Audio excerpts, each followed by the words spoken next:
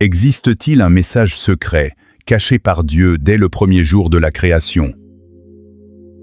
Un code si puissant qu'il prouve que la Bible ne peut pas avoir été inventée par des hommes. Aujourd'hui, sur le mystère de la source, nous allons analyser le verset le plus célèbre au monde, Genèse chapitre 1, verset 1. Au commencement, Dieu créa les cieux et la terre. Pour la majorité des gens, ce ne sont que des mots historiques. Mais si je vous disais que dans la langue originale, l'hébreu ancien, le tout premier mot de ce verset contient une prophétie hallucinante. Une prophétie écrite des milliers d'années avant la naissance de Jésus-Christ. Et qui annonce sa mort sur la croix avec une précision chirurgicale.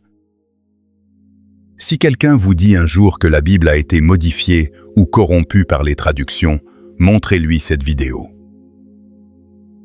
Car ce que vous allez découvrir est gravé dans la structure même de la création. Restez bien attentifs, car nous allons peler les couches de la vérité pour atteindre le cœur de la source.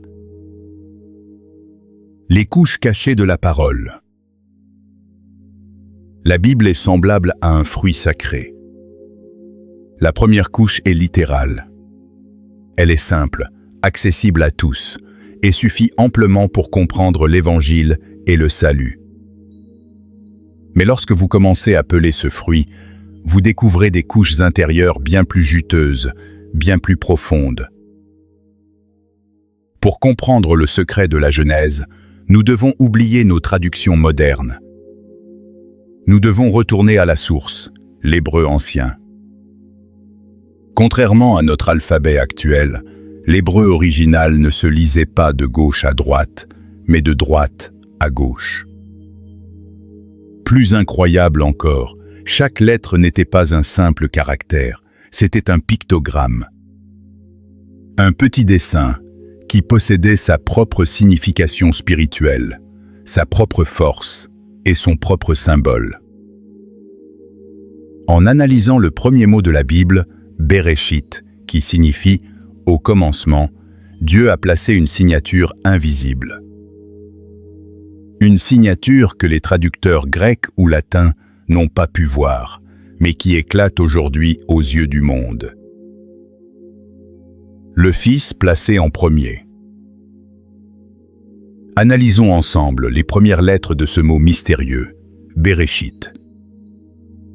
Dans la logique humaine, le premier livre de la Bible devrait commencer par la lettre Aleph. Le Aleph, c'est la première lettre de l'alphabet hébreu, représentée par une tête de taureau, le symbole de la force, le symbole de Dieu le Père. Pourtant, Dieu n'a pas fait cela.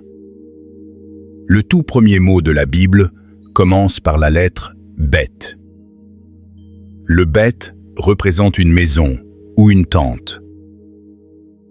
Et juste après, Dieu place la lettre Resh, qui représente la tête d'un homme. Lorsque vous assemblez ces deux premières lettres, Bet et Resh, vous obtenez le mot hébreu Bar. Et que signifie Bar en hébreu ancien? Cela signifie le Fils. Réfléchissez à cela. Avant même de parler de la création de la terre, avant même de parler de la lumière, les deux toutes premières lettres de la Bible proclament le Fils. Dieu a choisi de placer le Fils au tout début de toute existence. Comme le dit l'Écriture, il est l'alpha et l'oméga, le commencement et la fin. La prophétie de la croix décodée. Mais l'énigme divine devient encore plus bouleversante lorsque l'on analyse le reste du mot Bereshit. Regardons les pictogrammes suivants. Nous y trouvons la lettre Shin, symbolisée par des dents, qui signifie détruire ou dévorer. Puis vient la lettre Yod, qui représente une main et un bras tendus, le symbole du travail, de l'action ou d'une œuvre accomplie. Et enfin, la toute dernière lettre de ce premier mot est le Tav. Dans l'hébreu ancien, le Tav est représenté par une marque très simple. Un dessin en forme de croix.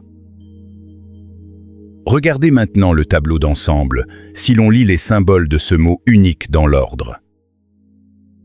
Le Fils de Dieu sera détruit par l'œuvre de sa propre main, volontairement, sur une croix. C'est absolument vertigineux. La Bible est à ce point profonde. Dès la première seconde de la Genèse, alors que l'homme n'avait pas encore péché, alors que le jardin d'Éden n'existait pas encore, le plan de la rédemption était déjà scellé. Jésus-Christ savait exactement ce qu'il ferait. La croix n'était pas un plan de secours. La croix était le plan initial, écrit dans le premier mot du premier verset. L'autorité de la source. Qui aurait pu orchestrer une telle perfection linguistique si ce n'est la source elle-même? Des milliers d'années avant que les Romains n'inventent le supplice de la crucifixion, Dieu l'avait déjà écrit dans l'alphabet de la Genèse. Cela nous montre que chaque lettre, chaque iota de la parole de Dieu est inspirée, protégée et divinement lourde de sens. Vous pouvez avoir une confiance absolue dans cette Bible que vous tenez entre vos mains. Elle n'est pas le produit du hasard, elle est la signature du Créateur.